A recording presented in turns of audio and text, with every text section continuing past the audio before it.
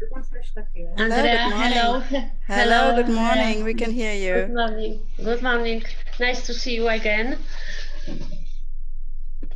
Wonderful. And I saw Stepan.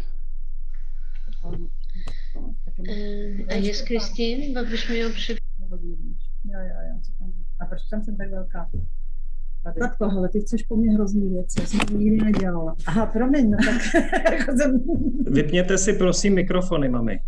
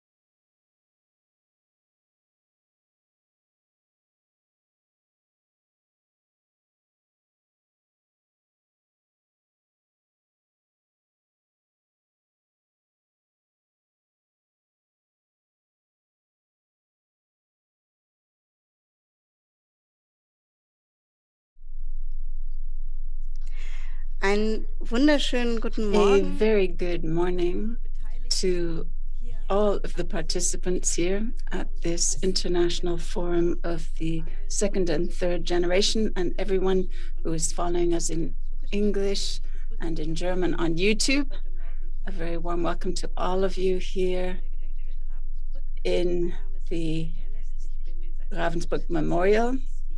And I am Andrea Genner. Since August last year, I have been the head of the memorial, and you could also say that I'm the pilot today. I'm very pleased that so many people have come together here today. This is a very important forum for family members, descendants of survivors of the Ravensbrück concentration camp.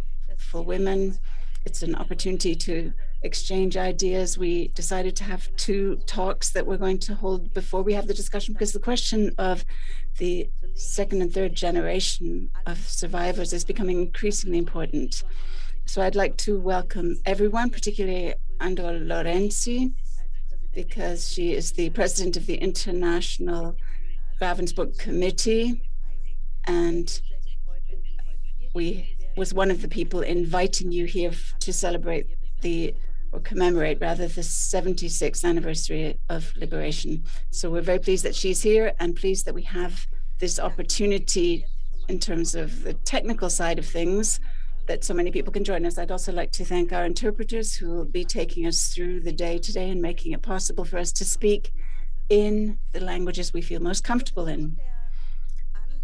The position of the children, the sons, the daughters, the grandchildren, and the next generations of survivors, as well as those who died in the Ravensbrück concentration camp and other concentration camps too, because the second and third generation bear the history of their parents and grandparents and are defined by them in many ways. And also this place, Ravensbrück, has defined their lives very much as well. And the study that Maria Bucco has carried out shows this as well. There's another area that's extremely important as well, because we are getting a sense of how important it is to remember the Nazi period, the National Socialists, and the impact this has had on our societies in Europe. And here as well, it is the children and grandchildren of former inmates who often have this legacy that they inherit. So we'll be talking about some of these issues, but we want to begin with 2 talks.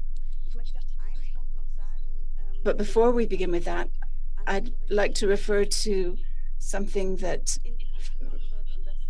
second and third generation of survivors often refer to, and these are books and publications that have been booked and that can be helpful to popularize the history of Ravensbrück. For example, there's this book here that Marie-France made possible. French Women in Ravensbrück has been translated into German as well.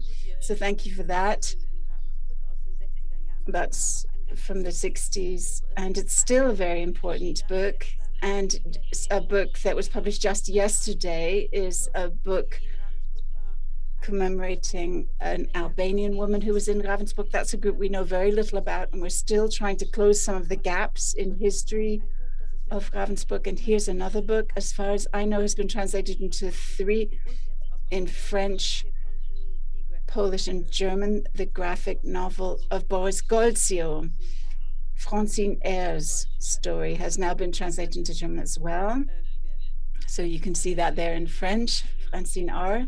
So these are important resources to understand more about Ravensbrück, but also to go a step further in the history of Ravensbrück. And these are often initiatives of descendants of former inmates in Ravensbrück. So that by way of a brief introduction, and I'd like to give the floor now to Matthias Heil, who is going to talk us through this. He is the head of the educational department of the Ravensbrück Memorial.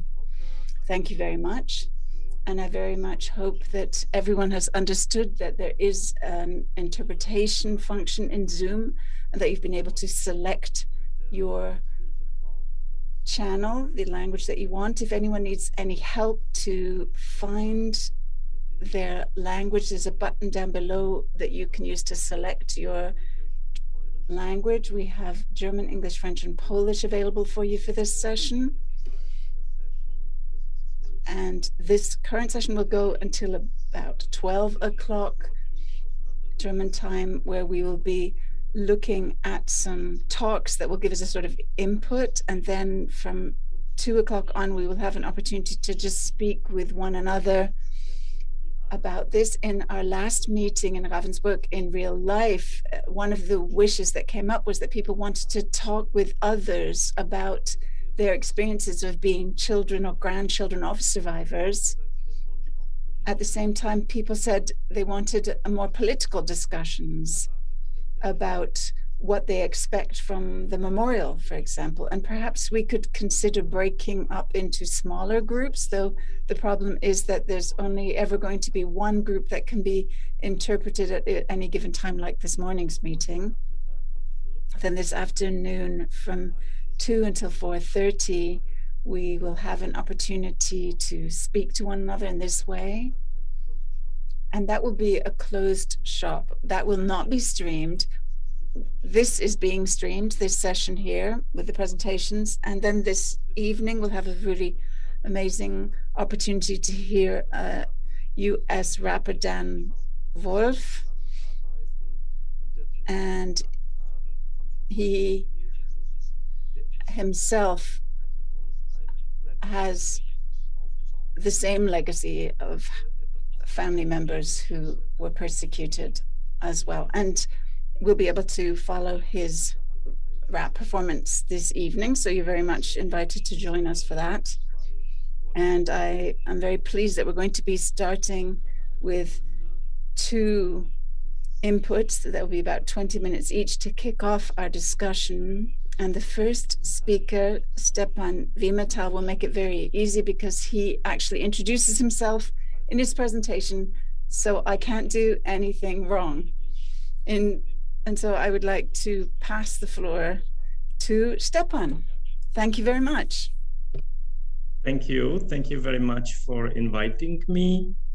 Let me know only if you hear me well. Is it okay? Thank you. Now I will try to find my presentation here, and we'll start the PowerPoint presentation. Just a minute, please. Oops, yes.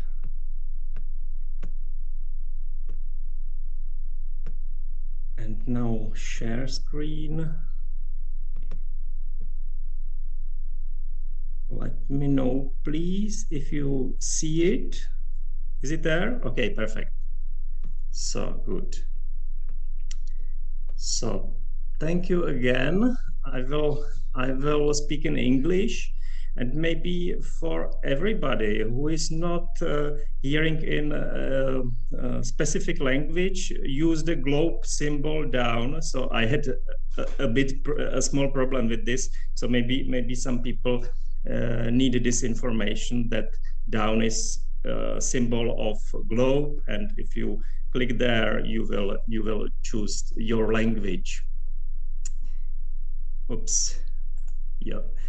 About the content in the presentation, I will address these 4 topics: transmission of trauma between generations, topic of resilience and coping, resilience of survivors like or inspiration during the time of the pandemic, and how can we support our mental health during pandemic.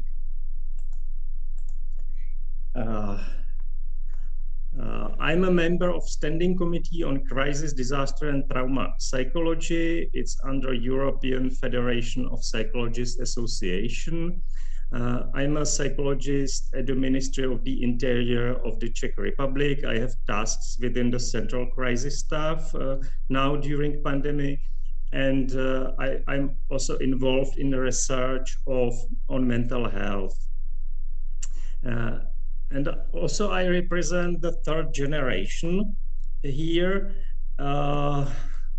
So you can see here my grandmother, And my grandfather was imprisoned in Mauthausen, and my grandmother survived Ravensbrück. And also here is my mother, Kateřina Kočková. First, I would like to mention 5 facts. Mental stress is a normal response to crisis or disaster. The main antibody against anxiety, fear, and panic is information. Another crucial factor is social support. Not only trauma, but also values, coping strategies, and resilience are transmitted between generations. People have own abilities to strengthen their resilience, and every disaster is an opportunity for growth. Based on case reports, Helen Epstein described the psychosocial transmission of trauma to the children and grandchildren of Holocaust survivors. She described the principle of silence when parents wanted to protect their children from horrors they experienced themselves, and they created an information vacuum, which paradoxically could lead to stress and mental health problems in their children, like fears, uncertainty, anxiety disorders, neuroses, personality problems, or identity problems. People of the first generation try to pass on and perceive their experience at the end of their lives. They talked about them with their grandchildren. On the one hand, there is a trauma, and on the other, resilience. I can confirm this principle. My grandparents never talked with my mother or uncle about war experience, but they have talked about it to me since I was a teenager.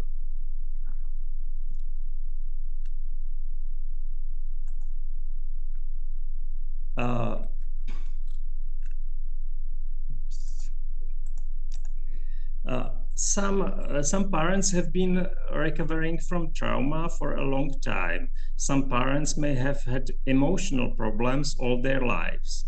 Some children had experience with their parents' mental health problems, like unpredictable reactions, emotional lability, post-traumatic stress disorder, depression, suicide tendencies, signs of aggression, or domestic violence. But many people of the second generation are extremely successful and resilient. Some of them are not, but lots of them, yes. Trauma transmission and resilience. It's known that the trauma of parents can be transmitted to their to the lives of their children. The transmission of trauma can be explained both psychologically and biologically. Epigenetics is a young field dealing with how cells store hereditary information outside of DNA and how they pass it on onto daughter cells. This means that in addition to genetic information, we can inherit environmental influences. Parents pass on their own trauma actively and unconsciously. By their behavior, they pass on the children the emotions associated with their own trauma. Transmission also occurs at the genetic level. Many studies have looked at the effects of traumatic experience on the mental health of survivors and their children and grandchildren. On research, on the other hand, concerned coping and resilience. There is a lot of research that focus on transfer of experience between generations. And research are currently asking questions about the traumatic impact of pandemic on the human mental health. 20 years ago, we learned that genetic makeup is not affected by our personal experience. That is not the case today. Researchers have found that biochemical processes occur at the molecular level. Our genetic makeup may be affected our experience. Therefore, trauma can affect offsprings also at the genetic level.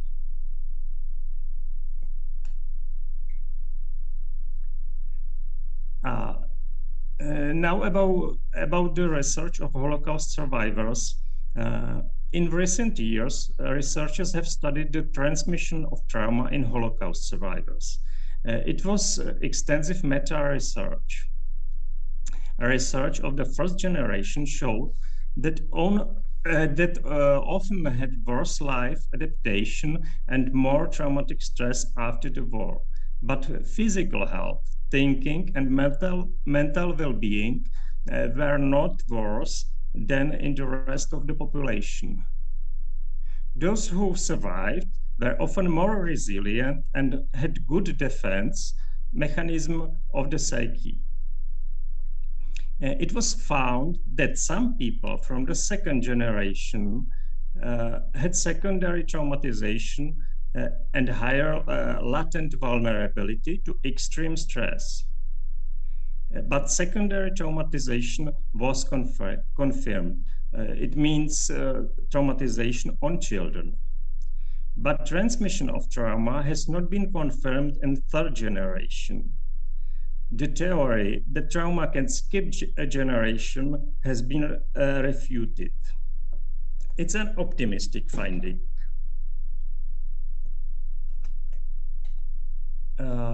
Implication.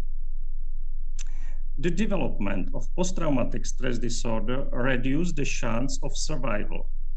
Those who survived had higher resilience. The offspring then also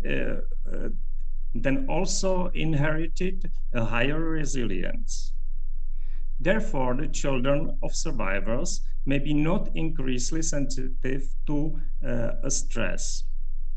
Signs of resilience in survivors affects the good functioning of the spring of second and third generation. There is probably no transmission of primary trauma to the third generation. At the same time, there is a transfer of resources. Pride in ancestors can be a source of mental resilience.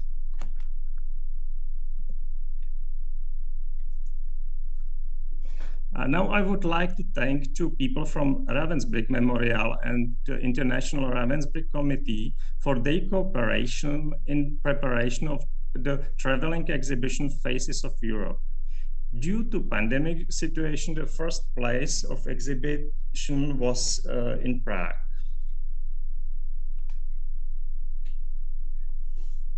The exhibition was opened in January. It took place in Police Museum in Prague and had a multimedia format. Among other things, short videos were recorded. You can find them on this website. The organization of the exhibition in the Czech Republic was arranged by my mother, Kateřina Kočková, who is a representative of second generation and member of the International Ravensbrück Committee. During my collaboration with journalists, some questions have emerged. They relate coping and resilience in pandemic to the coping and resilience of first generation of survivors.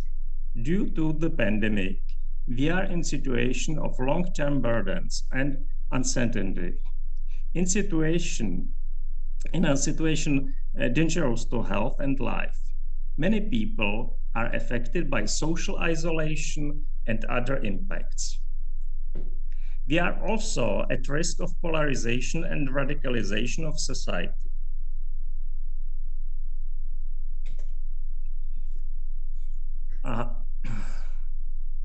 The themes of extreme stress, survival, and recovery are a contribution to the psychology of human resilience.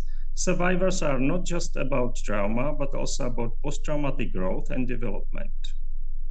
The stories of women of Ravensbrück can be a contribution to psychology of coping and human resilience.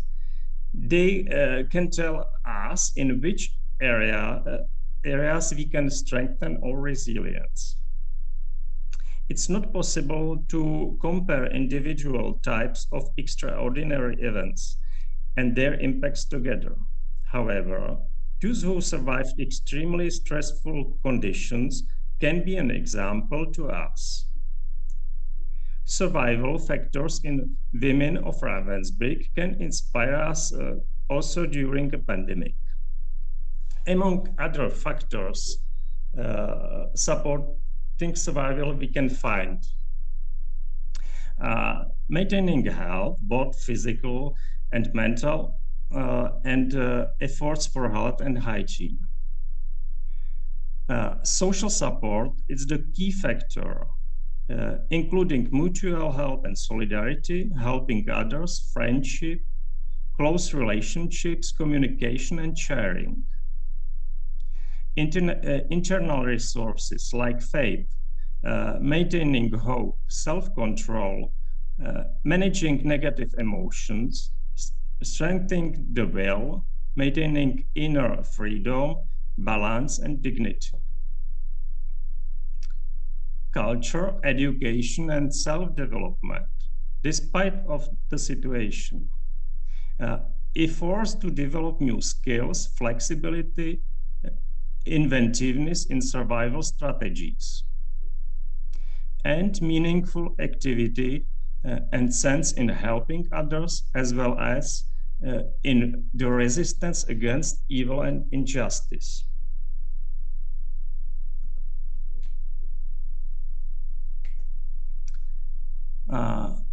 History here shows us the important values of health, freedom, responsibility, solidarity, and democracy.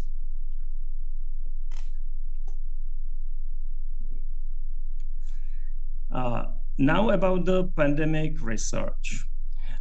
We have identified many stressors in relation to the pandemic: unpredictability, long-term stress, fear of death and illness, restrictions on health and social services, social isolation, economic losses, loss of culture and sports, conflicts and domestic violence, online education or worries about children, dying and complicated grief, post-COVID health consequences. We face impacts of cumulative and multifactorial stress on the population. The results are increase in mental health problems, conflicts and violence, increase in suicides, polarization, radicalization of society, and risks for democracy.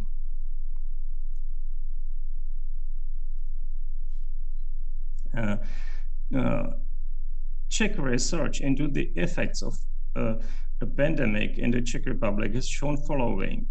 The incidence of mental illness in general adult population has risen from 20 to 30%. The risk of suicide has increased 3 times. Depressions has increased 3 times, anxiety disorders 2 times. There is an increase in alcohol problems and non-substance addiction. It means addictions on internet and social networks. And domestic violence and mental health problems in children are also increasing.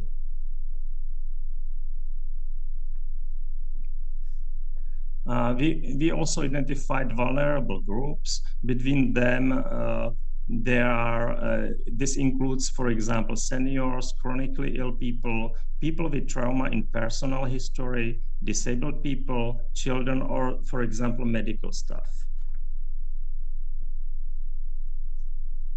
Now, I would like to introduce you an online tool for the support of mental health. In the Czech Republic, we have prepared a website that aims to strengthen the mental health and resilience of population. The website is created in Czech, English, and Russian. It's freely available to everyone, so you can use it also. The main motto is unusual times brings unusual psychological demands. Strengthen your mental resilience, take care on your mental health, and help yourself and others. This site will guide you in this process. Here you will find helpful tools that are commonly used to screen for mental health problems. Here is a well-being test, anxiety test, depression test, or alcohol misuse test.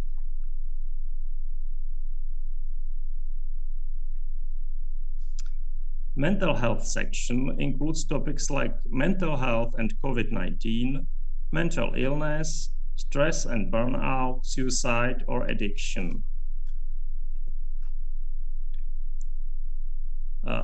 Mental health includes our emotional, psychological, and social well-being. Mental health related to self-care involves active practice towards improving and maintaining of these competencies. Self-care is an important aspect which can enhance one's quality of life.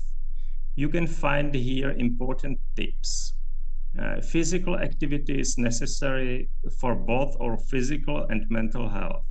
You can find here also tips for sleeping hygiene, psychological tips, how to challenge intrusive and negative thinking, tips for emotional regulation, spiritual, social tips, tips for work, hobbies, and relaxation.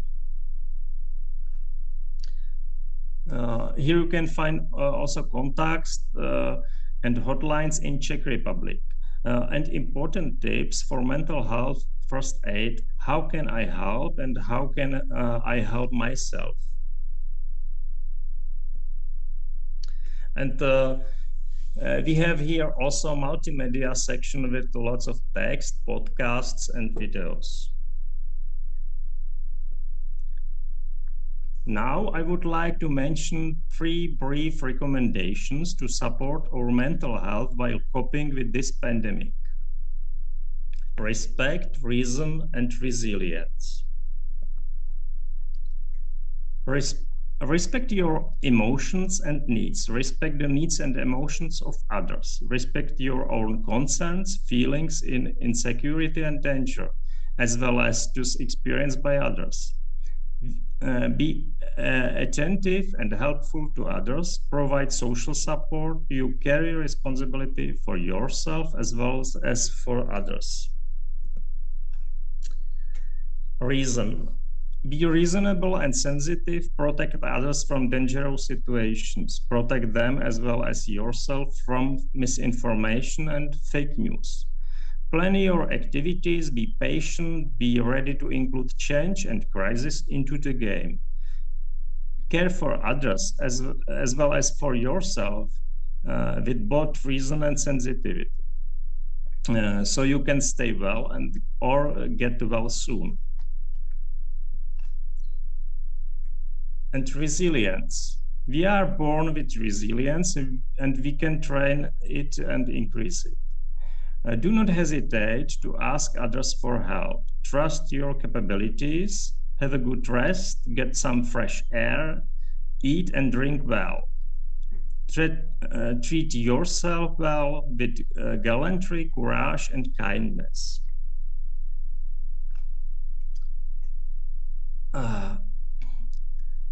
Professor Hopful and colleagues summed up available scientific evidence and named 5 essential principles of psychosocial care to people confronted with disaster, tragedy, and loss.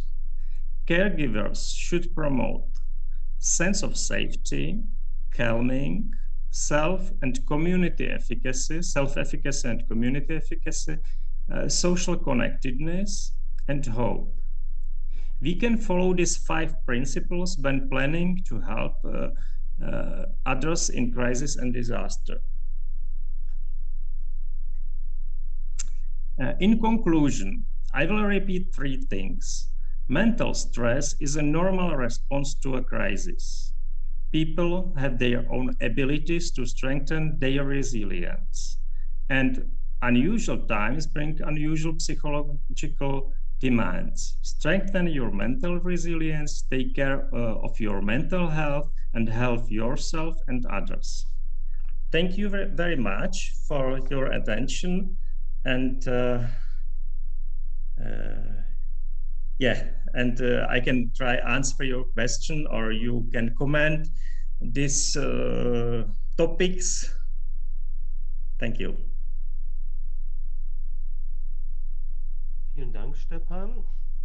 Thank you very much, Stepan. Thank you for making it clear that trauma is actually almost a healthy response to experiencing violence, as was the case, for example, for the inmates in Ravensbrück. That was the reality, the realization of that experience that they have there. It's only healthy to respond with trauma to this. This is something that many of those who survived this experience couldn't really acknowledge that or realize that. Thank you for addressing the issue as well of the difficulties of the first generation of survivors to talk about what they had experienced with their children, that it's often the third generation who then managed to talk about these issues with their grandparents. And thank you as well for addressing the issue of the pandemic, because I think we're experiencing it at the moment now when we talk with survivors that they are suffering particularly strongly under the pandemic. And we have heard survivors talk about their experiences of epidemics in the camps, and that they find the social isolation a particular challenge in the pandemic, and that it triggers a stress for them that is a very different one for people who have not had their experiences. And the white elephant, that's the elephant that's always in this room, is the fact that we can only Zoom and we can't talk about it. So thank you for taking on a function of addressing this issue as well as the other issues that are of interest to us as well. So now we have an opportunity to ask some questions and enter into a dialogue with Stefan. So I'm just going to see who would like to ask a question, and I'll try and chair a discussion. Jan and then Maria.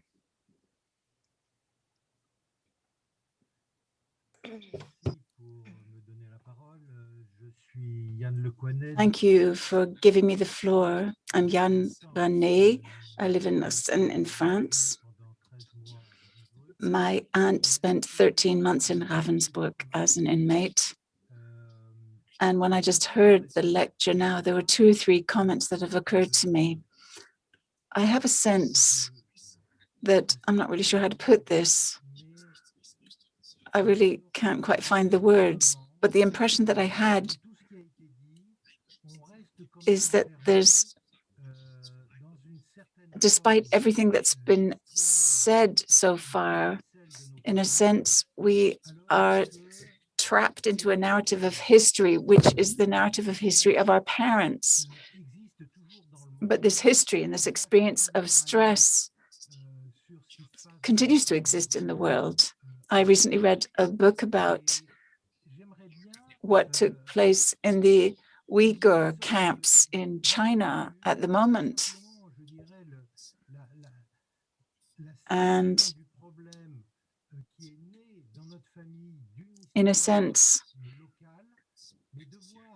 we can say that, that there were often local solutions that were found to these problems, and they often took place in the families. And what my aunt wrote in her memoirs, for example, essentially said, this must never exist again. That was her message. But what we have discovered is that this is still continuing on. So it's an attempt to find a way out of all of this trauma. And this is why we try to look at other things that are happening in the contemporary world as well. People of our age, our contemporaries in other parts of the world. Thank you very much. Maria.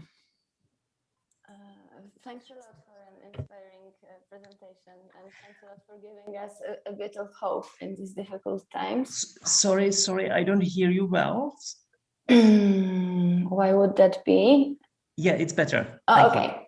So again, thanks a lot for your presentation. I have 2 questions. First one would be personal. If you could tell us, if you feel like you could tell us a bit more about your personal history, because you've mentioned that your grandma was the prisoner of Ravensbrück, and you were the one who took up the history within the family. but who was the like? What was the model of the transmission of the heritage within the family? Did you ask your grandma to share her story, or was she more open to you than towards your mother? That would be the first question. And let me ask the second one at the same time, okay? I know it's complicated, but it would be easier for me. So the second one would be, you've said that the transmission of trauma is not To Maria Bukom. Pani Elżbieto, czy mogłaby Pani mikrofon wyłączyć? Pani Nie, to Elżbieto. ktoś tłumaczy, ona musi mówić po angielsku. Pani Elżbieto. Oh, sorry. Mogłaby Pani wyłączyć mikrofon? Okay, I'm sorry. Yeah, sorry, that's a complicated international meeting. So you've said that the transmission of trauma towards on the third generation, the PTSD is not. It's proven that it's not happening. But what would you say about the transmission of trauma, not strict as PTSD, but possibly as transmission of dysfunctioning models of relationships, or transmission of attachment issues within the family? Because as far as I'm concerned, at least people with Polish roots who are contacting me, also from the third generation, they claim to have some big issues with their heritage, and it's not so far giving them any strength. Rather, it's a complicated taboo within a family, and it's still this white elephant that no one wants to discuss. So could you please elaborate a bit on this? Thanks. Okay, thank you for your questions. I will start with the second one. So I think, of course, there is also transmission of different things than trauma is. Like you mentioned, I don't know, social problems or problems of with I don't know, violence in families, etc. I know it as a psychologist from my clients, these topics very well. But also there is, I think, transmission of values of resiliency in the end, so of good things, not only trauma and aggressions, etc., but also the maybe sense of life is also transmitted between generations. And it's also a resource for us, not only bad things, also good things we can find there and in these transmissions. So I hope, I believe in it. And okay, of course there is lots of research in trauma, and last decades is focused also on the biological level. And I think I spoke about it a bit. I think it's good chance because we can change also our genetic heritage for future. And we can manage it some way. It's not definitive stay to have some DNA, etc. We can change it, and our surrounding and experiences also changing this genetic level, and we can combine it. The psychological things, and psychological growth maybe. And also we can involve the genetic level. So it's good news for our future maybe. So, and related to my own experience or my family's experience, yes, my grandmother was in Ravensbrück and the grandfather was in Mauthausen. They were involved in as a political prisoners were there. And my mother was born maybe between first children or like first child after Ravensbrück women. So she's born 1947. And my mother is member of Ravensbrück committee and involved here also in this discussion. So I mentioned that my grandmother never spoke to my mother about this experience from a concentration camp, but she spoke about me, for example. I was interested in this and I asked questions. Maybe there is the principle of Helen Epstein. I mentioned also that some information are used or are said to third generation, for example, because we have different relationships and the constellation in normal world is different between second and third generation, etc. So, and also there is a long way from the end of the war. Also, maybe it can have I don't know. So it's important factor, and also maybe the end of the life of people give this I don't know how to say it. Like this readiness to share. To share it, and so it's my experience. But also we can find families where is no information sent to grandchildren, for example. So it's not the same in every family. So our experience was this. So I had information from grandmother and grandfather, but not my mother or uncle so much. And also with my grandfather, I had experience. He died in 99 age, 99, and in the end of life, he avoided this topic. For example, no war, don't speak about it. Maybe because of the age and of the maybe some bad experiences refreshing during the end of the life.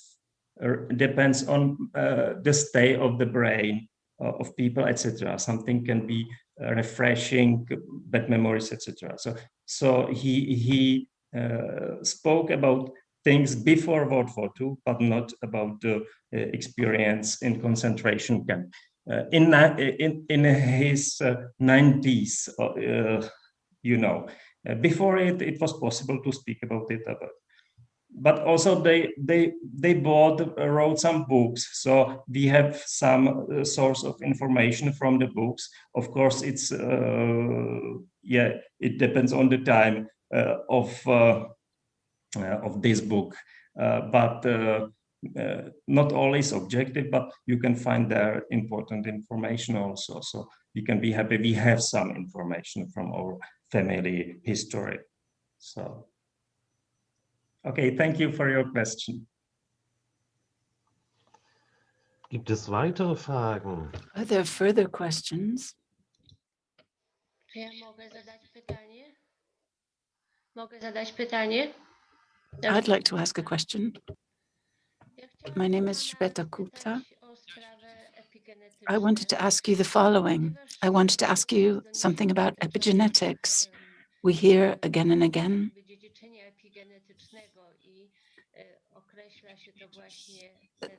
about how you inherit genes and this transgenerational transmission of epigenetics. So what I'd like to know is what sort of research is carried out on this, or how do people carry out this research? I'm a biologist by training, and we research on epigenetics on a molecular level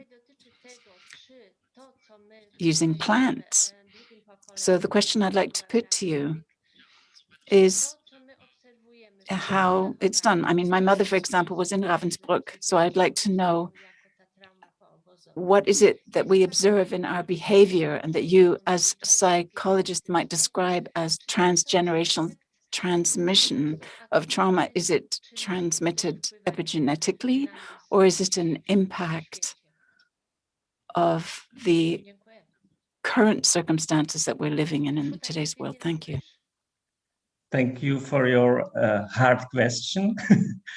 I don't know how is it, but I think we have both ways. One is epigenetic, and maybe the most important is behavior and the studying of behavior of parents and the interactive level. So I'm not genetic. I'm not expert in this area. I have the informations from studies only, from research results. So I believe that genetics are working hard, but it's not all the trauma or experience is involved in genes in genetics. You know, I think only some information can change something, and how is it? I have to say I don't know how it works, but I believe both sides are important: biological as well as the psychological or the behavior and interactive level, social level. So. Yeah, thank you for your question. Viele Studien sagen ja auch, dass die I Überlebenden think there are studies as well that say that it was often very hard for survivors to find their way back into ordinary life, and that they were focusing on continuing with their professional and family lives, and they were really forced not to talk about their experiences very much, and that they often felt misunderstood by people who had not been in camps, so that there was a reduction in their conversation to people who had experienced similar things, and you could talk to them, and that with many, they only really began to talk about their history once they had got their professional and family lives up and running to the extent that they felt they could even relax and start to talk. Do you think that could be a reason for why the third generation will have heard more about these experiences? Because by then these people were grandparents and they didn't have to fulfill all of the roles that society expects of us when we're younger people. And then there weren't these, Oedipal conflicts that you might have, the Oedipus conflicts between the second and first generation. Do you think that might be it? I'm afraid I don't understand all the questions. So, of course, I will try answer or comment it. Of course, also things which are not said are important. Not only the conflicts or also the vacuum, the information vacuum or emotional vacuum is important. And I think the most important for us as a children are parents, if the family is complete, some transmission of information between first and third generation. It's something plus there, something what is good for our development of personality, and So I'm not sure if I answered, but maybe it was more about your comment. I agree with your point of view also. So, thank you. Lise, du hast dich gemeldet. And Lisa, you wanted to speak. It was Bogna, Katarina, and Lisa who wanted to speak. I think Lisa was first. May I? May I speak? My name is Bogna Neumann. I am Polish, although I have a German second name. And I would like to thank you very much for the presentation that we've heard and for making a connection to the situation we're experiencing at the moment. That's very interesting for me. Our trauma is considerable. but it is not in any connection to the experience that our mothers have experienced. Maria Hiszpanska is my mother, so I'm second generation. And I just wanted to say one thing, something that we haven't discussed yet. And that is the letters that my mother wrote to her mother, which have survived. And so I've been able to read this. Also, what I've read from others, that one thing that helped many people survive was their religious beliefs. And I believe that this is something that helps us in this situation that we're in now, in the pandemic. Thank you. Okay, I agree that it's important factor is also the faith and religious belief. Not only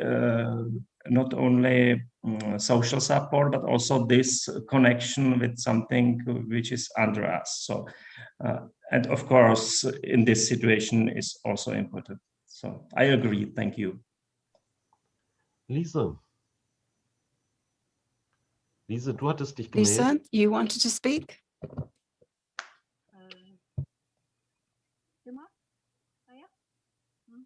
Je ne sais pas en quelle langue parler, nie wiem, czy mówić po polsku, czy po francusku. Dobrze. Więc moi rodzice... I think it's okay if I speak French, isn't it? Tak jak Stepan i mówili o obozach, no chyba już jak mama była w ciąży z nami. Także to było bardzo... Both of my parents were in the camp. My mother was pregnant, and it was a very traumatic memory, a very traumatic experience, and the remembrance lives on. And when I was 5 years old, I talked about concentration camps, and the nursery workers demanded that my parents get psychological tests. So this is an experience that I grew up with right from the start. My mother was not religious. Both of my parents were not religious.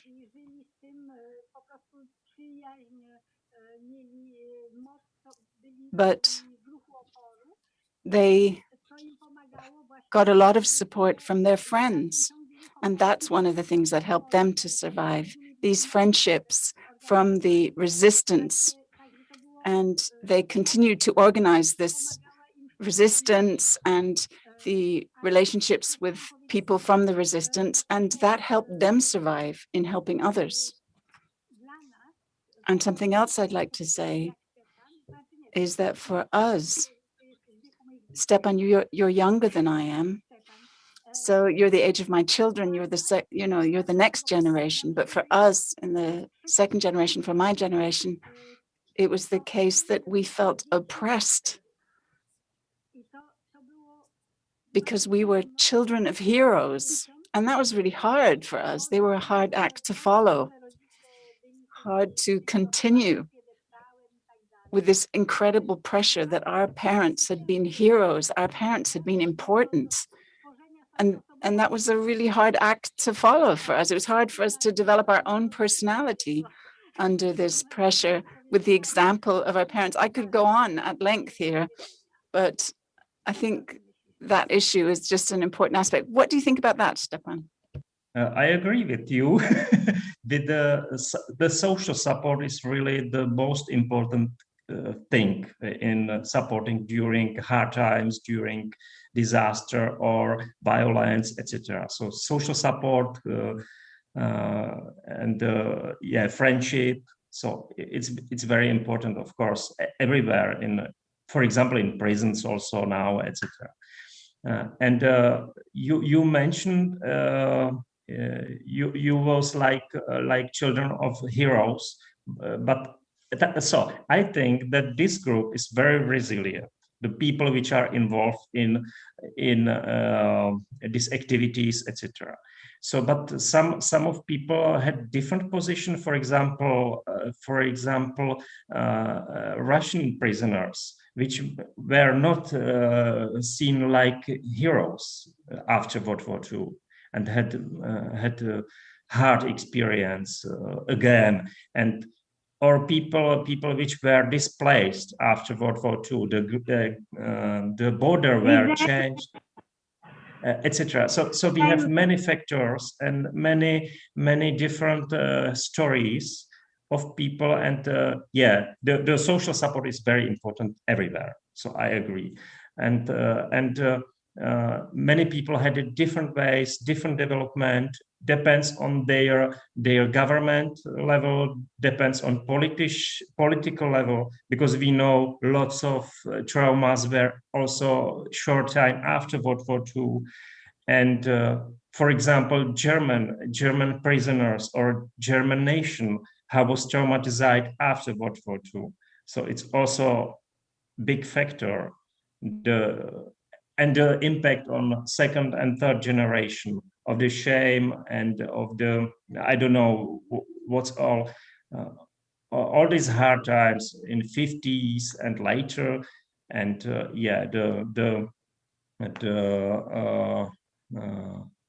trauma from communism also in 50s, 60s. So in some countries, the development was more ways across the Europe. So thank you. Tone hatte sich gemeldet. And Toma wanted to speak, and then Jonas.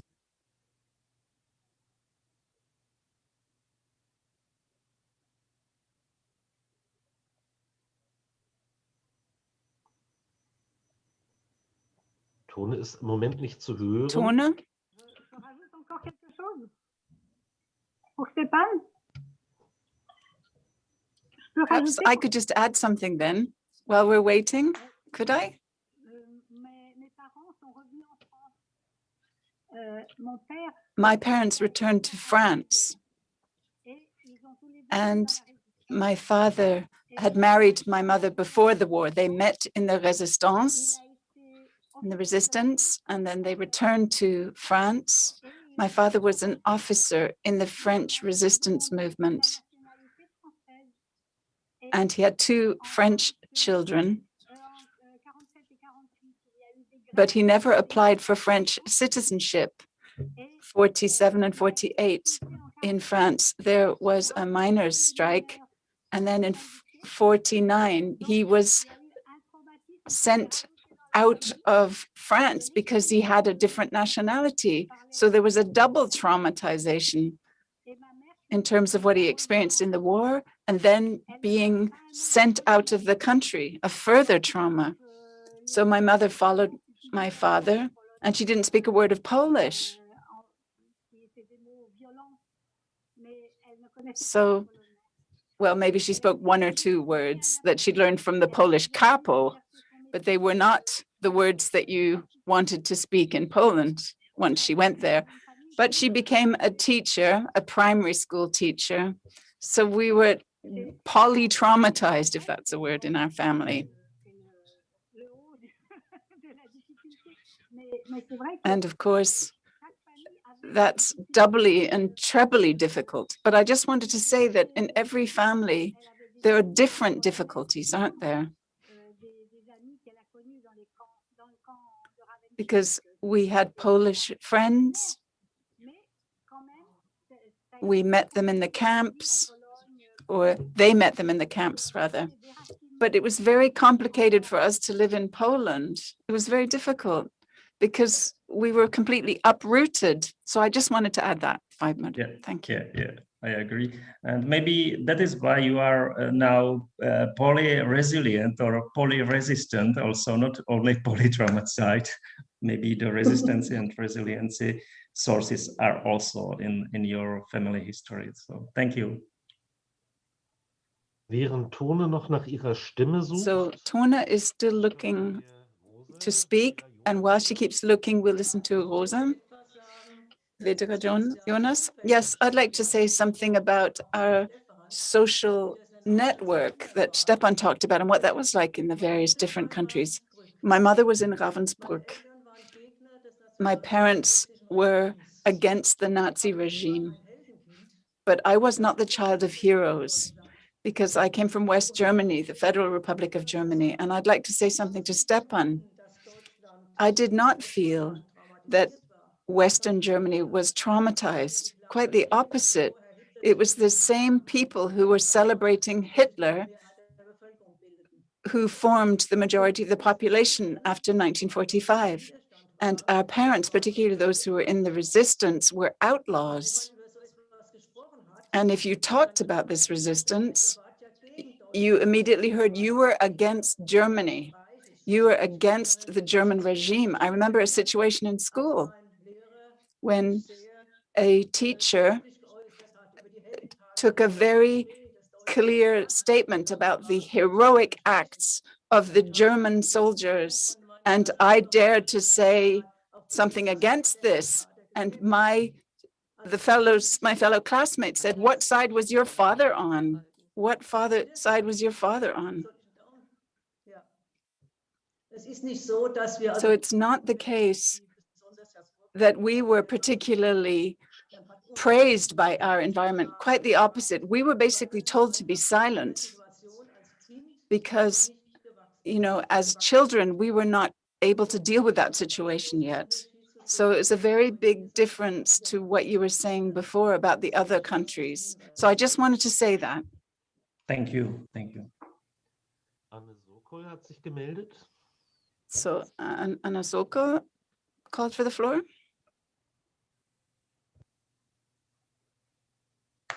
Voilà, j'aimerais... alors, je me présente, moi j'habite en Belgique, je suis belge. I live in Belgium. I'm a Belgian. My parents were in the resistance and both were deported. My mother to Ravensbrück, my father to Mauthausen. So you and I have a similar history there, Stepan. I wanted to say the following here. Both of you, both of them spoke. They didn't talk about the life in the camp. They were members of the Amicale, the International Amicale in Mauthausen. But my father was very active there, and my mother was also very active for Ravensbrück. My father went to Mauthausen several times. My mother never went to Ravensbrück after the war. She never went to visit Ravensbrück afterwards. And you might say that I am the result of an encounter that took place directly after the war. I was born in 1946. My parents met within the framework of the agreements that was passing on the remembrance, for example. What they passed on to me was a spirit of resilience, of resistance.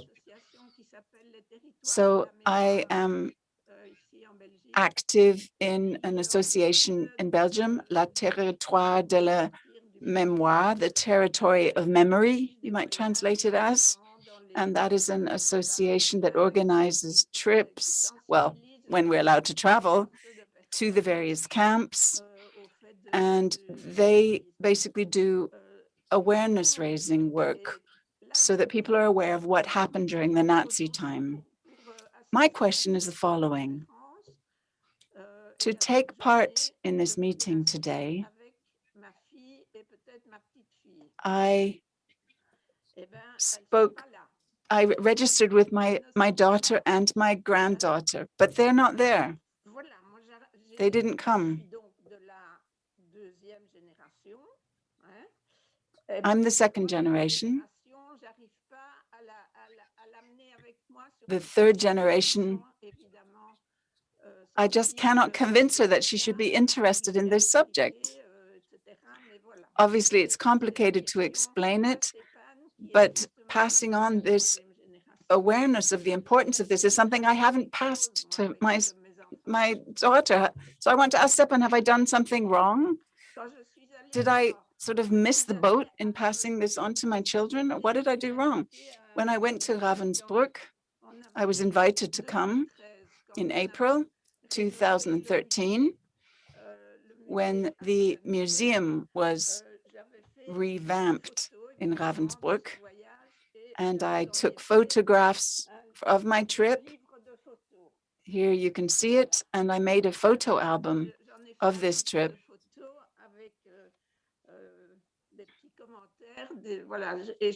And in this album, you can see the comments that I've made as well. And I thought that this was my way of transmitting this history to my family.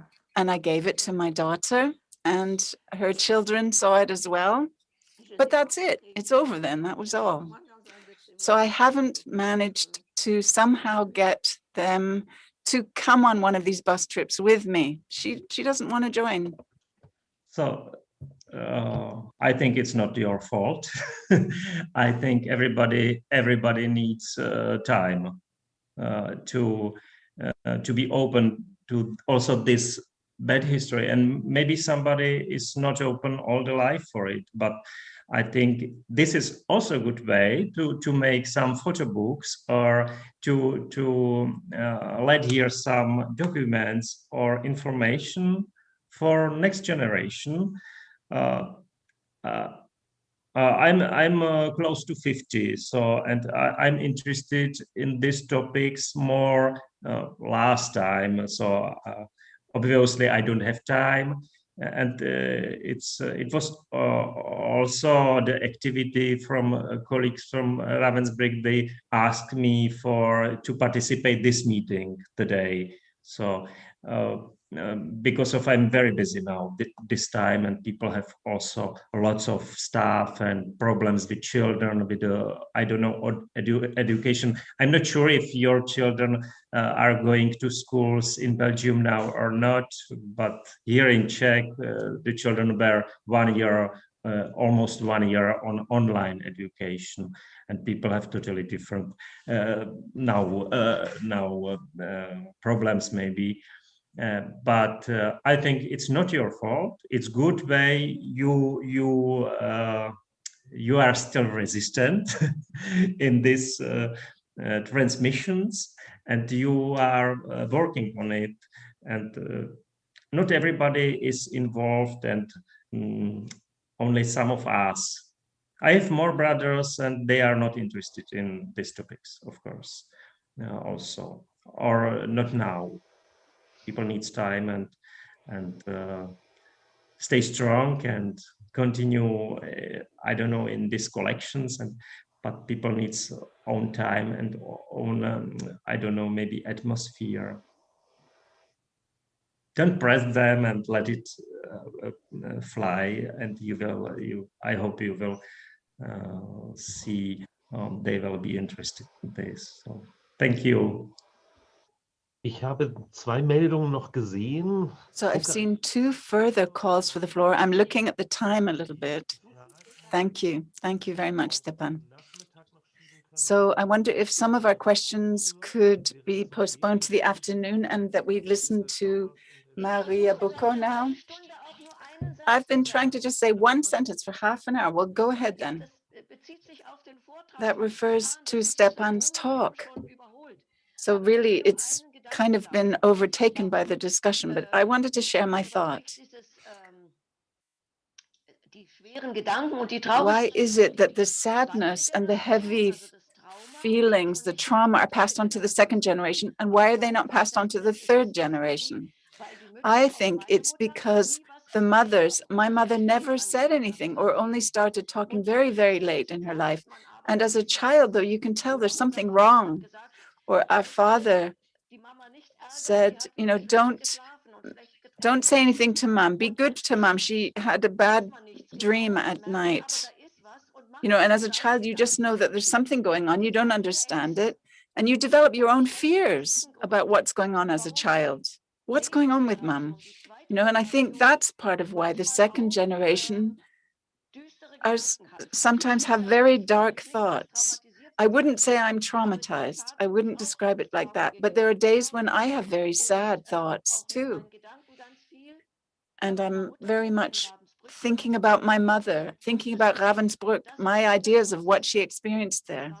That's all I wanted to say. Thank you. Thank you. Okay. now someone else maybe really wants to speak as well, and then we'll go to Maria. So go ahead. Ja chciałam odpowiedzieć Annie. Chciałam powiedzieć, że Yes, I wanted to respond to what Anna said. I have to say that I am also a representative of the Ravensbrück Family Association.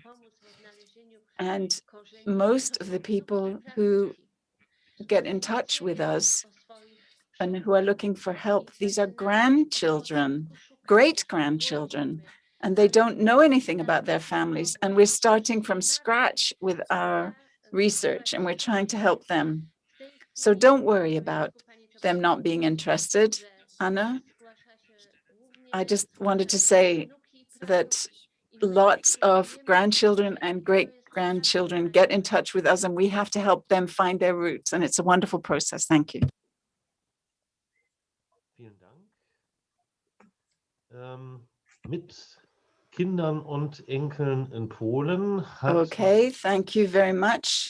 And now we are going to hear from Maria Bucco, and she does research in transgenerational memory and historical policy, and she's written a book, and her current project is the second generation, and we very much look forward to hearing from you. You'll be speaking in Polish, which will be interpreted in English, and in the other languages. You can follow it in English on YouTube.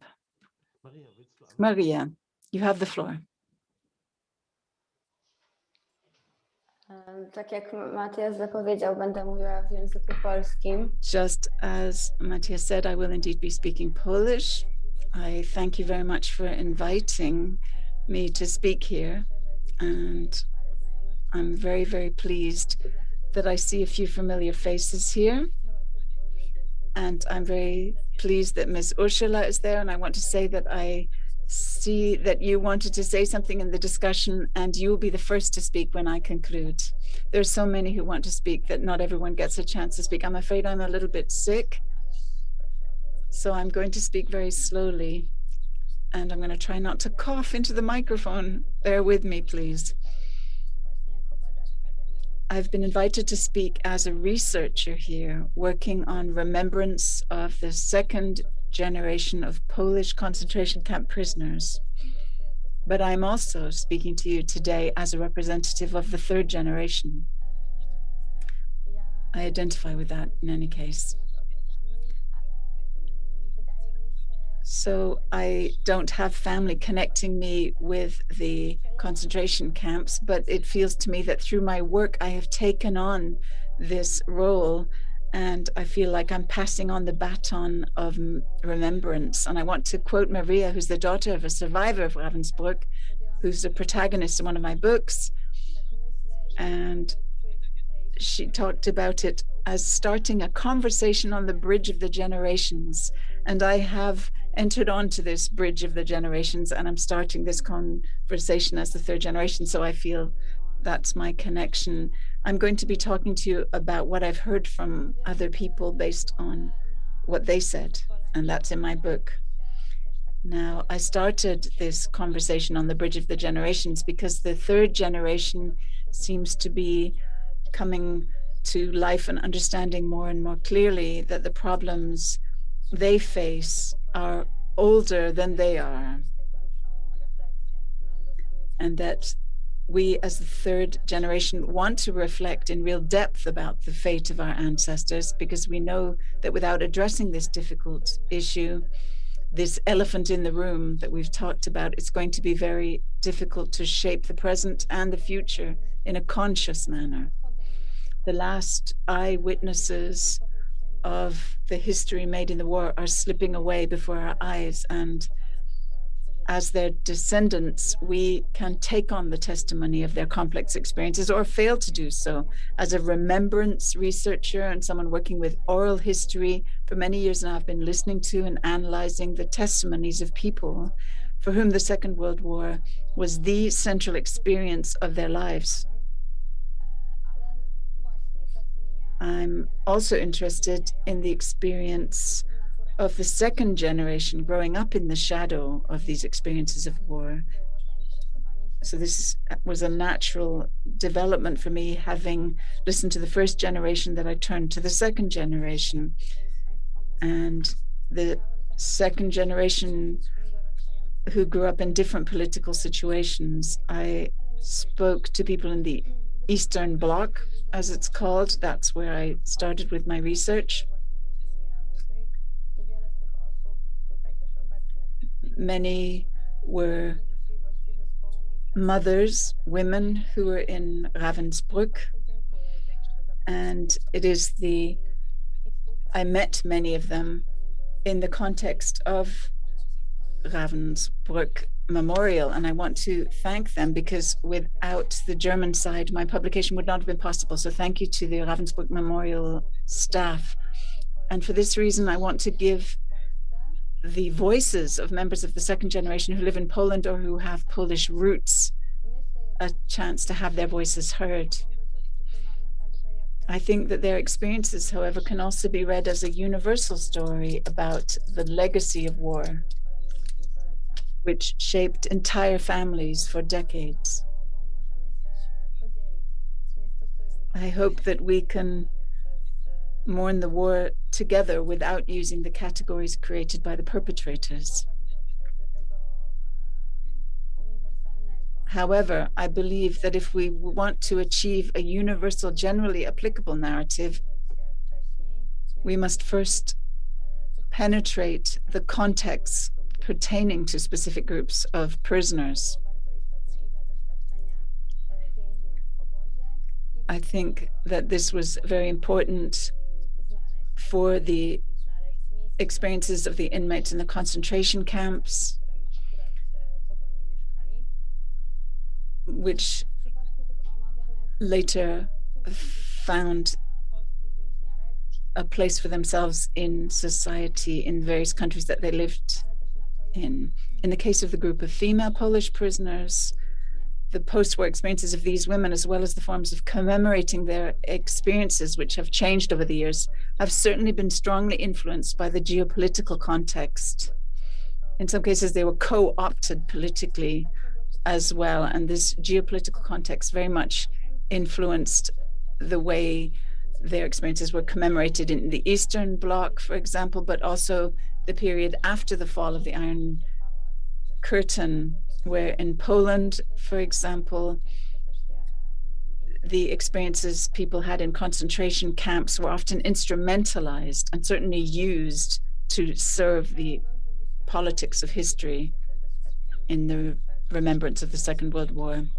I want us to hear the voices of the first and second generation, to listen to them carefully and not to just put black and white filters on what they say, but listen to the individual stories and not just simplify everything the way we often see politicians doing.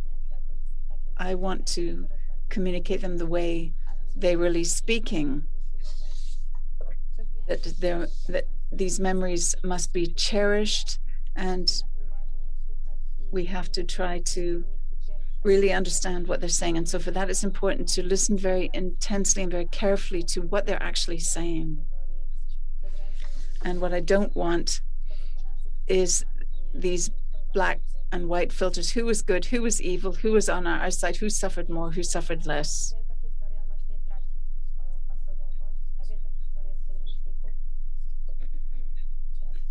And I think that if we have a facade type approach, we lose a sight of people's actual names and who they are. And that's why I would like to use quotes in my talk now of specific people with specific names. Thus, for example, a Polish woman, Helena, a survivor of Ravensbrück, who was a victim of the pseudo-medical experiments. And she said, after the war, I did not feel hatred towards the Germans. I resented them for taking away my faith in humanity, for trampling on my dreams and destroying them. I loved my son so much and I trembled for him, but at the same time, I could not bring myself to smile. I was so closed off towards him. The memory was stronger than me. I was petrified like wood. I would gaze at my son for hours and just cry, end of quote. And this is a first generation quote. But the burden of inherited trauma has another dimension.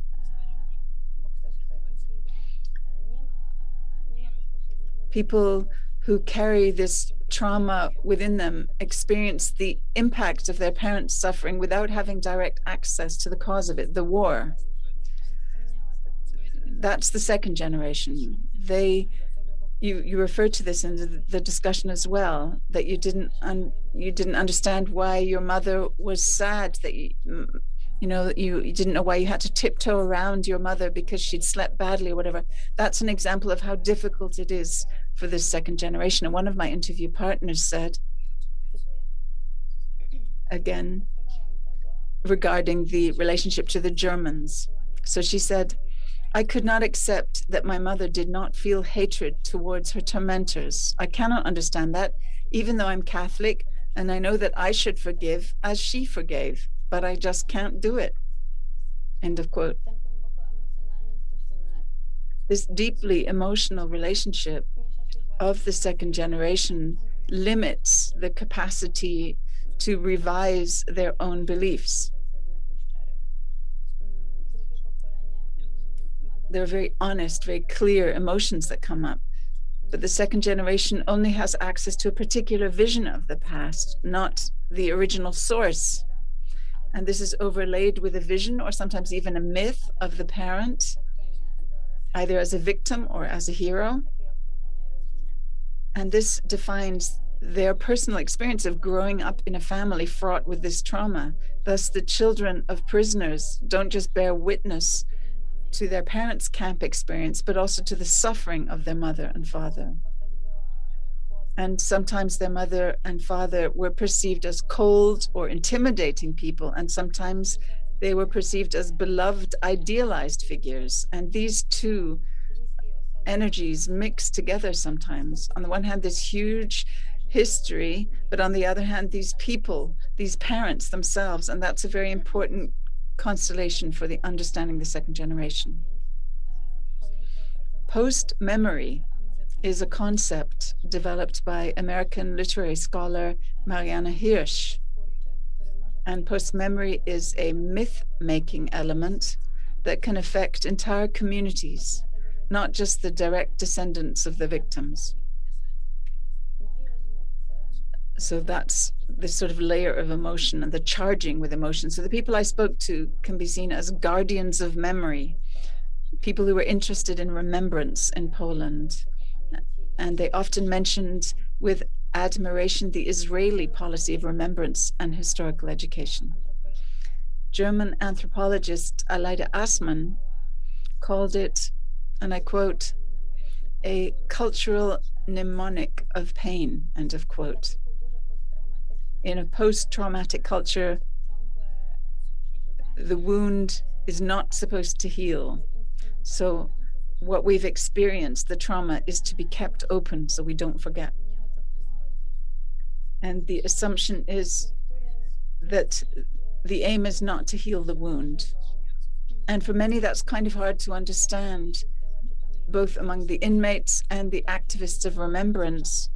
It's hard to imagine that there's an aspiration to describe or commemorate the specific Polish camp experience rather than the universal experience of the camps.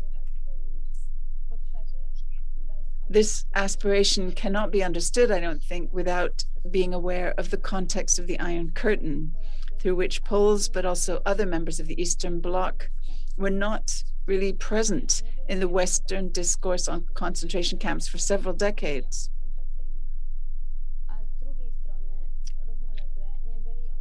At the same time, they were unable in Poland to develop a salient, incisive term for this complex experience of tens of thousands of people.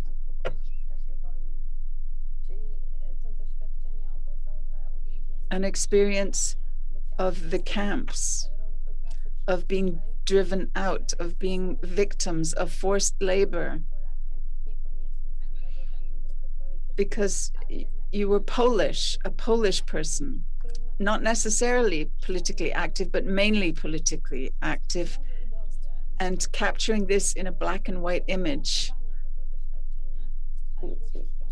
without nuance was difficult. There needed to be more nuance here.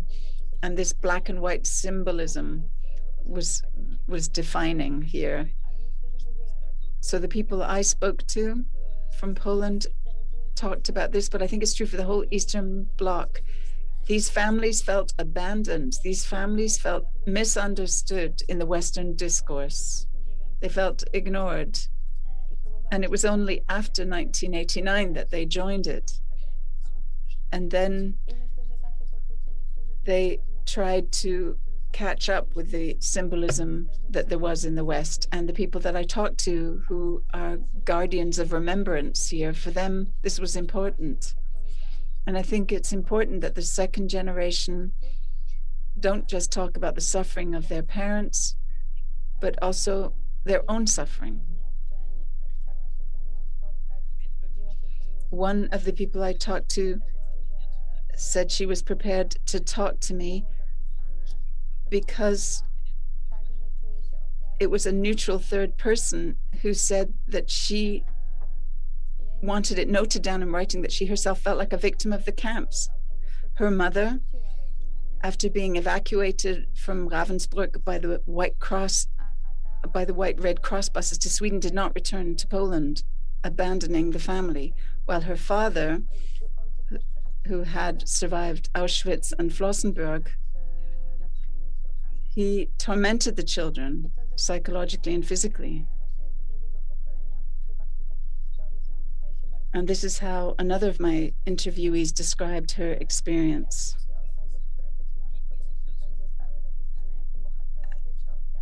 How the person who was described as a hero in the textbooks and in the descriptions of history can be a negative person in terms of parenting.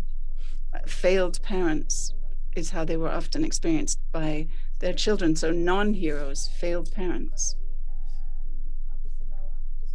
Another interviewee described her experience, and I'll quote her now. She said, "As a girl, I was always afraid of my mother. But the worst thing was that my mother wouldn't let us laugh. Whenever we laughed, she wouldn't allow it.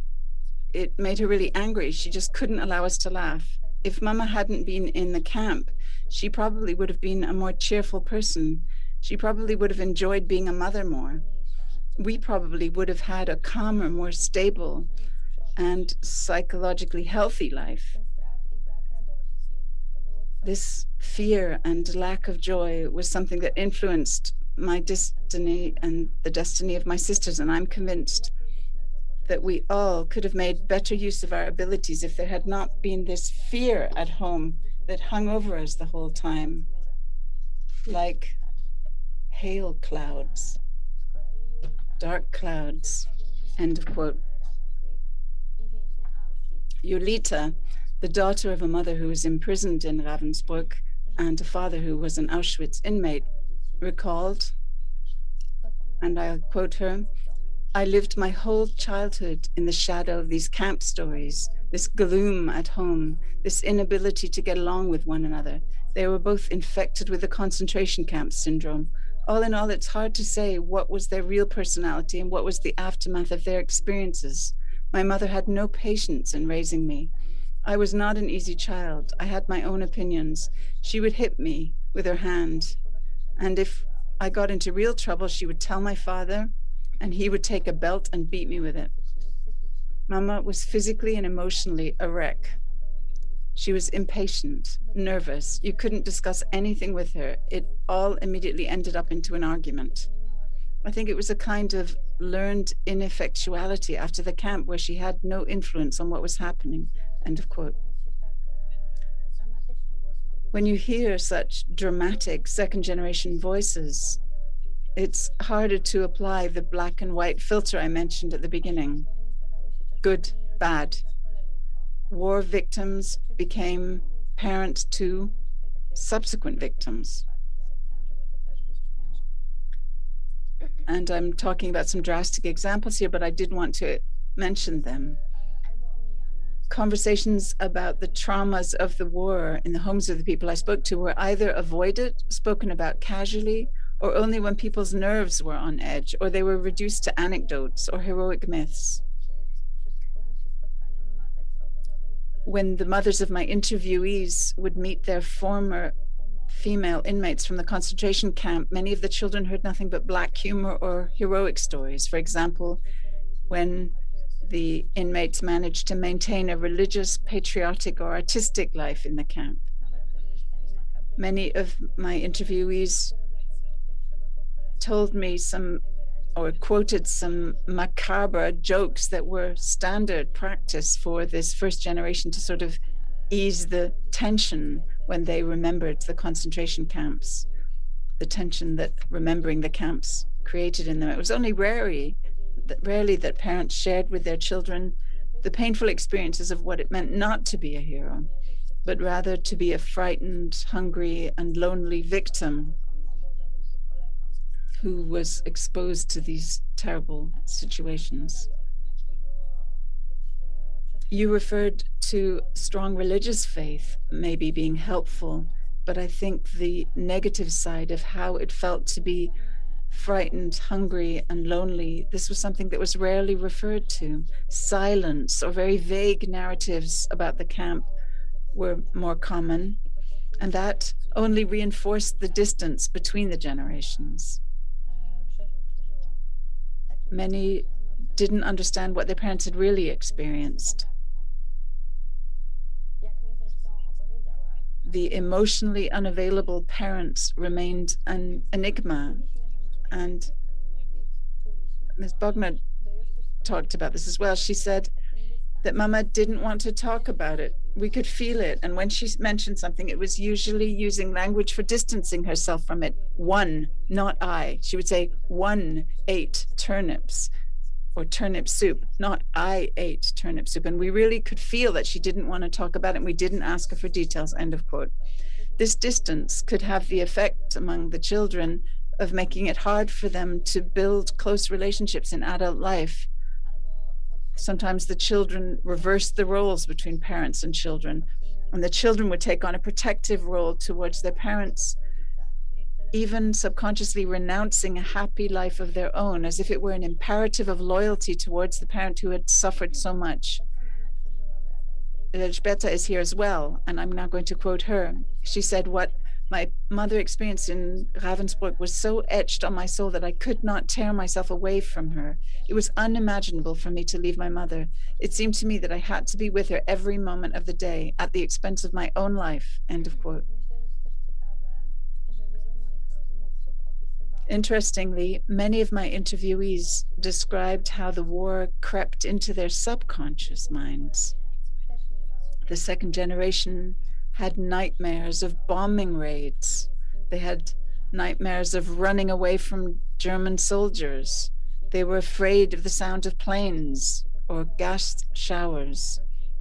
The concentration camps kept popping up in their minds when their parents, on hearing that the children had taken part in roll call at their summer camp, would suddenly turn pale, or when the parents spotted a plant that had grown up near the camp barracks. Overprotectiveness, fear, or obsession with food were also reminders of the traumas of war.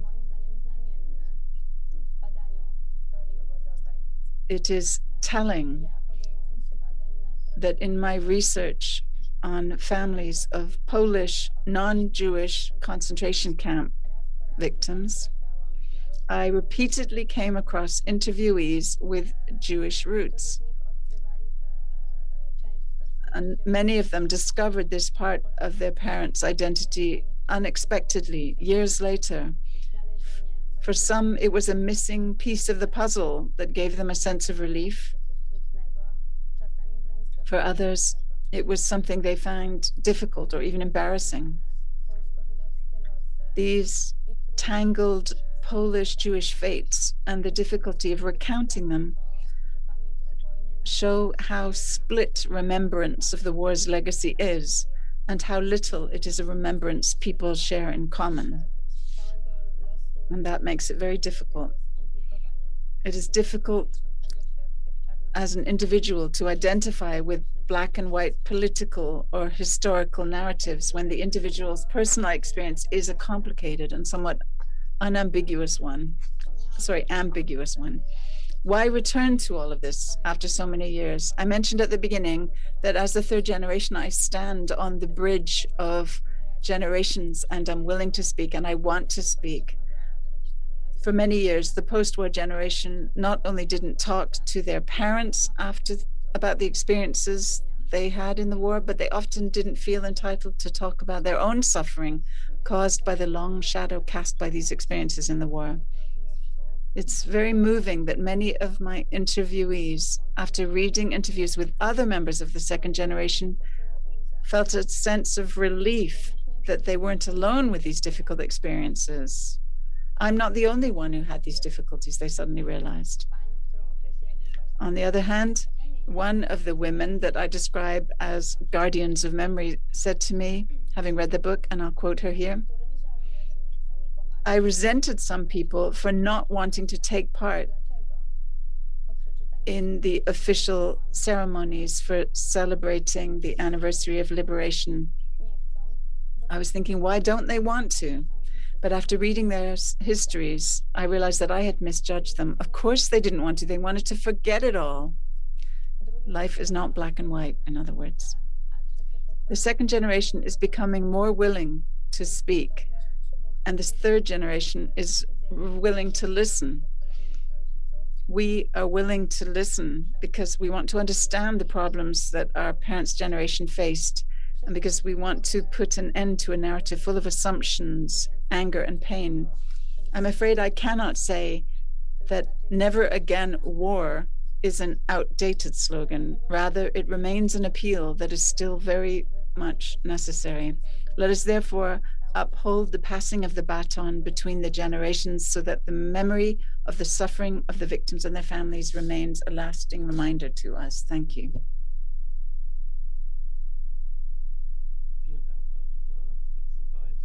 Thank you, Maria, for your talk, which is certainly painful because it addresses something that is usually kept in the families. And before I continue, let me thank Stepan as well, because I think I forgot to say thank you to him for his lecture, and I want to correct that now. Maria, you pass the floor on to Ursula. Ursula, do you want to speak now?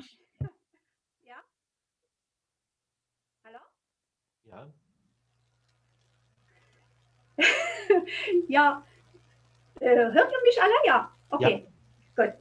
Es geht darum, ich bin eine So my question is, or what I wanted to say, I'm an exception that still is dealing with exclusion, and I don't know exactly where I belong to. My mother was Polish, a forced laborer in Germany for 5 years, and she had the experience in Ravensbrück and other prisons. She was taken to Germany when she was 17. My father is German. He was in Dachau for 5 years because presumably he was Polish, but he was German. And he fought for the fact that he is German. My father grew up in France and came to Germany during the Second World War and worked there. When my parents, or how did my parents meet? It was the exclusion from everyone. After the war finished, my father came back to France, or went back to France, and he learned that his father was imprisoned. He wasn't expelled to Poland because they thought that he is Polish, but he was allowed to stay in France. And then from the French government, he received the order to go to Poland because France didn't want him to stay there anymore. He only had a few hours to leave France and had to go to Poland. In Poland, he arrived in Wrocław at the train station. He wasn't speaking Polish, but German and French, and that's where he met my mother. He worked in an organization who was responsible for the returnees from Germany. She looked at him and he spoke to him in German because she somehow felt that he is German. He was very happy. He said he's looking for a family who apparently lives in Poland, and that's where he comes from. And then my mother told him, if you find the family, remember, they won't accept you. And when you come back to Wrocław, look for me. So he went there to find his family, and he came back to find her. And this is how my mother and my father met in Wrocław at the train station.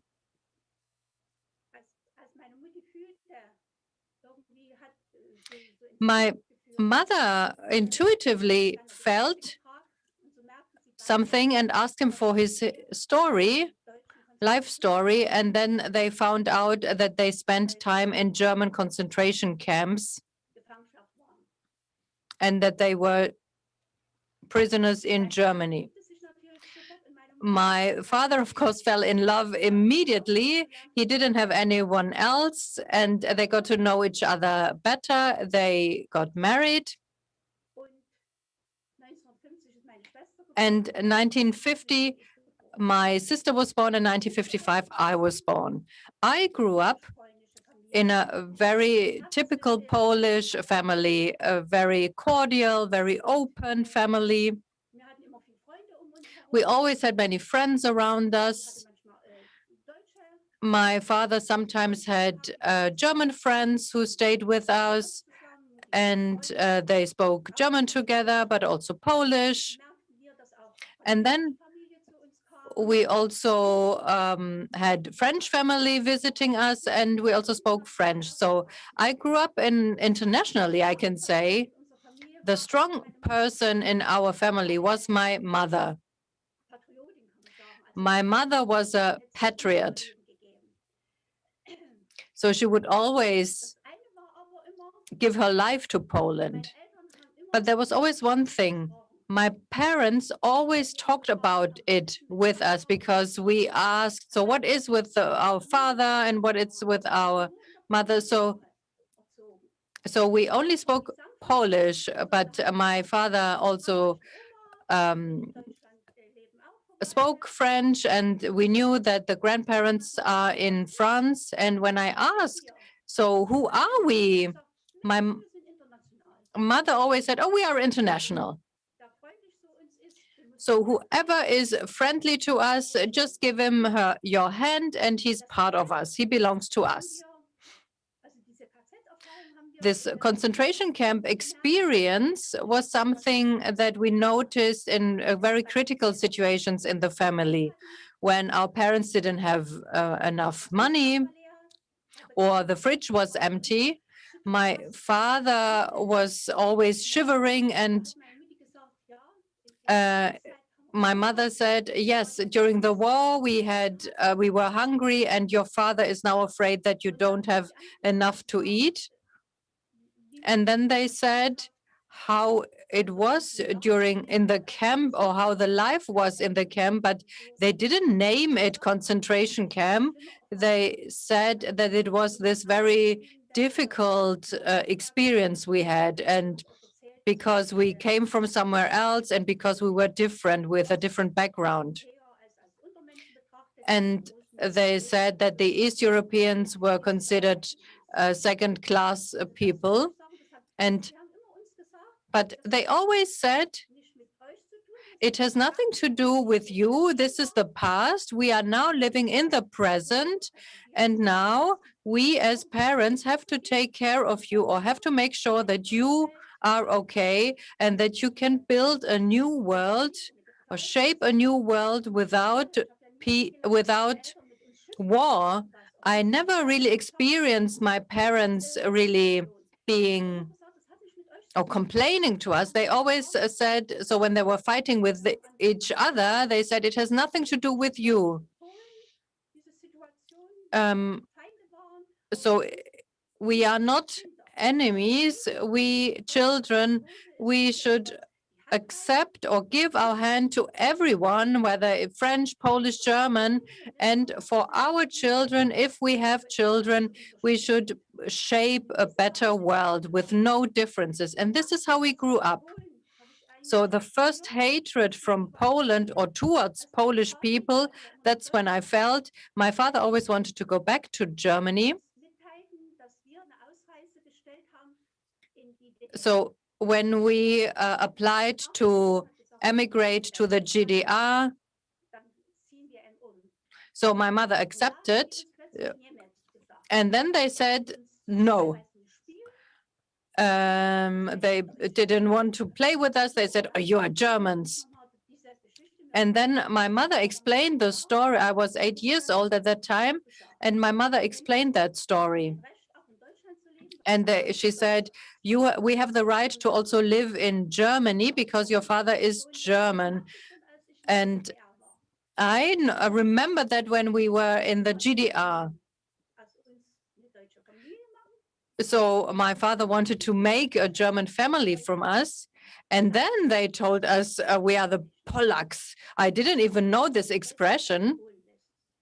And they said, oh, this means, my father said, oh, this means that you're from Poland. So I asked my mother, so what are we finally? Are we German or are we Polish?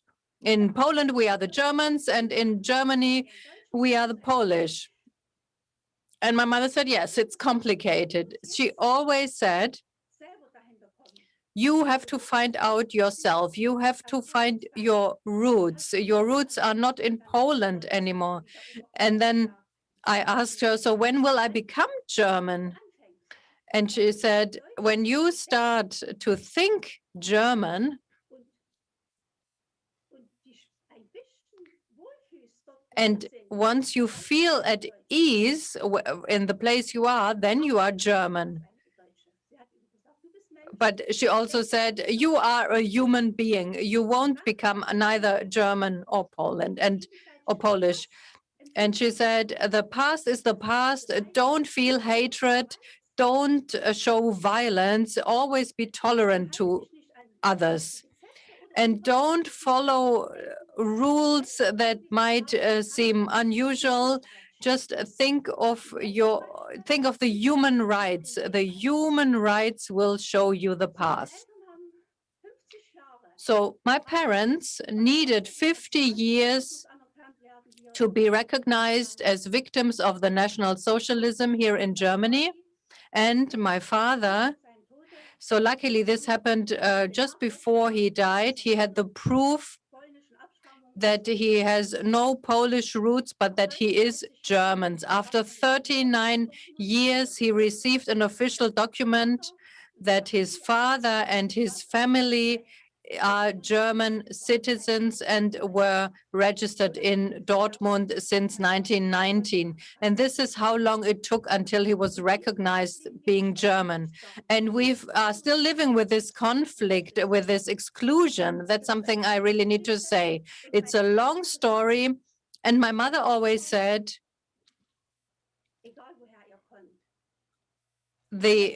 whoever comes after you, or if you have children, please make sure that they grow up in peace, with tolerance, and with mutual understanding. We are all a big family. And I met many people who have the same heritage, the same destiny, or the same fate. But this root thing, or my mother always said, with my children, for example, I never spoke Polish. I wanted to create or to have a family, to shape a family that is not excluded.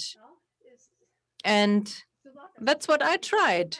And my son, for example, was interested to find out. He studied history, and he also published a book about 50 years of fight of the grandparents to have been prosecuted by the National Socialism. And I wanted to avoid the discrimination that my children have the same. And that's why I just educated them in German. And the fourth generation that you can see here always say, oh, why did you never taught us Polish? I would want to speak Polish. And yeah, I said, I just didn't want you to feel the way I felt. I didn't want you to feel excluded. But I think, yes, I'm always asked if I can speak Polish, and I just say, yeah, I have family from Poland. And then I say, oh, I actually only speak 5 words, and that's it. But it's still there.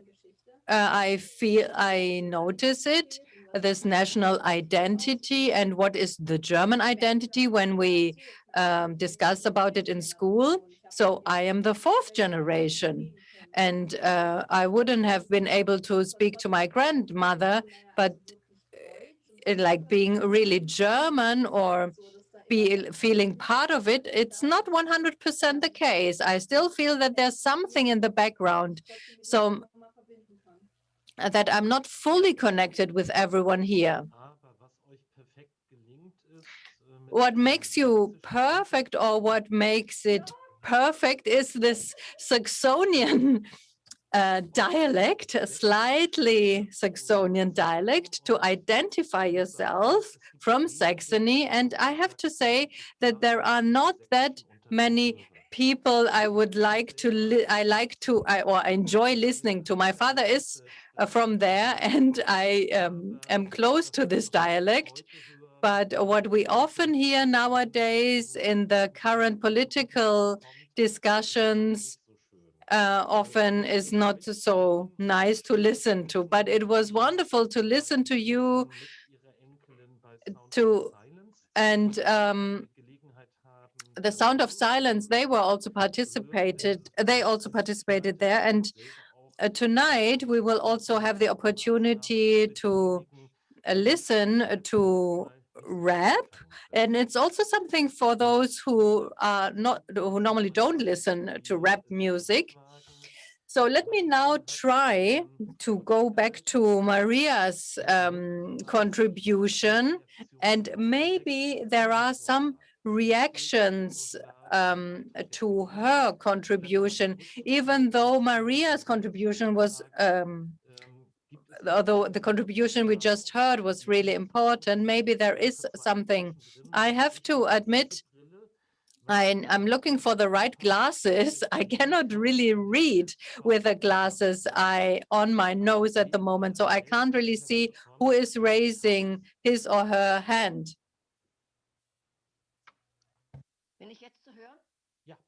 Okay. Can you hear me okay? Okay, then just very briefly,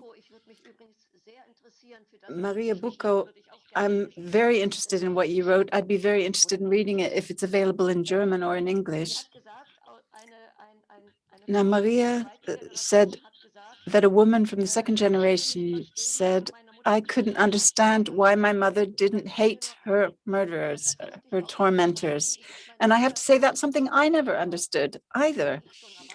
I was already grown up when I asked my mother why she didn't. Well, there are 2 things I wanted to know from her. One was, why didn't she, like Simon Wiesenthal, to do everything possible after the war to find all of the SS officers and the camp wardens, the Aufseher, and everybody else? Why didn't they set up why didn't she register with a center like Simon Wiesenthal to help?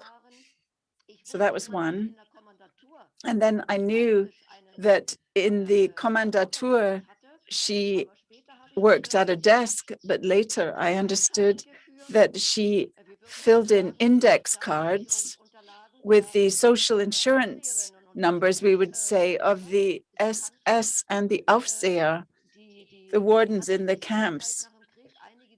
And for a long time after the war, she remembered the social insurance numbers of these people. And I could not understand why she didn't immediately go and try and track them down and catch these murderers and criminals. And she said, I wanted to live. I wanted to live. She was 20 when she was liberated, 16 when she was locked up, first in prison and then in Ravensbrück. And she wanted to live. She wanted to live her own life. So I felt the hatred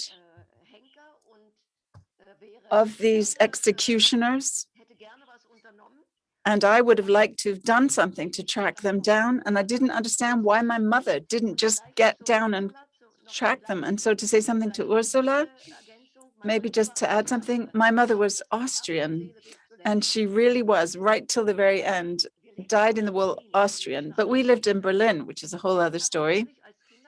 And of course, as a child in nursery, I quickly started to speak with a Berlin dialect. And she responded very strictly to me and said, if you don't speak Viennese dialect, then you don't get to speak the Berlin dialect. But that just by way of a comment about these things. Okay, any further calls for the floor? Anyone else want to speak? By the way, I would love to have contact with you, Ursula. Okay, let's get in touch through the memorial then. Okay, Karl Limburg wants to speak. And Gut Steindling. Yes, regarding hatred, I thought it was really astounding. There aren't that many survivors left, but there were so many who said they do not feel any hatred against the perpetrators, against the SS, against the Nazis who committed these crimes, who did this to them. And my mother, for example, was denounced by a German soldier, and he was around 18. And she said she couldn't be angry with him because he was so young. He didn't realize what he'd done. The result is that she was in Auschwitz for a year and a half and then in Ravensbrück. But still, she couldn't blame him, she said. But her hatred for living in Austria and knowing that you're surrounded by Nazis, and that many of them talk about how Austria was the first victim of the Nazi regime. And so this was something she talked about as well. And I have to say that this hatred was transmitted to me. I'm very good at hating, particularly if I look at the political situation in Austria and our government there. I have to say that just makes me sick. And after everything my mother had experienced, she did indeed develop a hatred of the Nazi regime. Yes. And it made her bitter. Karl Limburg also wanted to speak. My father was in Buchenwald and in Sachsenhausen. I'm very grateful to be able to take part here today. I was very touched, Maria, by what you said, reporting on the voices of the experiences of the second generation with their parents.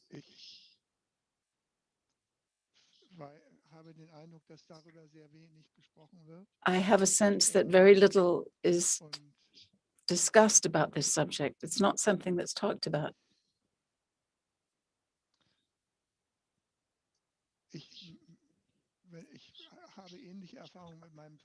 I had similar experiences with my father, a very great sense of him being closed off to me. Emotionally, a sense of him being very distant, unattainable, unreachable.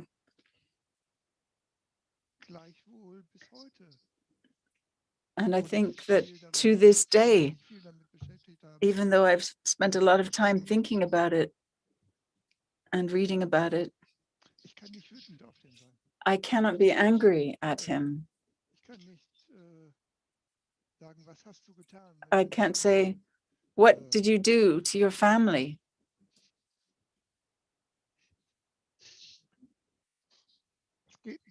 I just can't. It's just not possible. I love him. It totally defined my life. I've spent a lot of time critically engaging with this whole subject, but it has defined my life. I'm sorry, I'm getting tearful. I'm going to stop now. That's enough. Es ist schon nach 12 Uhr. Thank you. It is after 12 o'clock. It's incredibly hard to continue after a sentence like that one. I would imagine our interpreters are running out of strength. I think we're going to continue at 2 o'clock. What do you think? So that we could talk about Maria's talk with her and think about how we can best structure our afternoon so that it's a meeting the way with others, the way you need it to be. Would that be okay? So we'll have a break until 2 o'clock and we'll meet back here. Hopefully our interpreters will have recovered by then and had a bit of a break. Thank you to Stepan. Thank you to Maria. Thank you to everyone who was prepared to share with us today. And I think Andrea wanted to speak. No, I was just doing the applause button. I wanted to say thank you, that's all. All right, then we'll say thank you to one another. And the way Stepan said it, we need to support one another, support others, he suggested. So let's try and support one another. And we'll meet back here at 2 o'clock in the attempt to support one another again. See you soon. Thank you.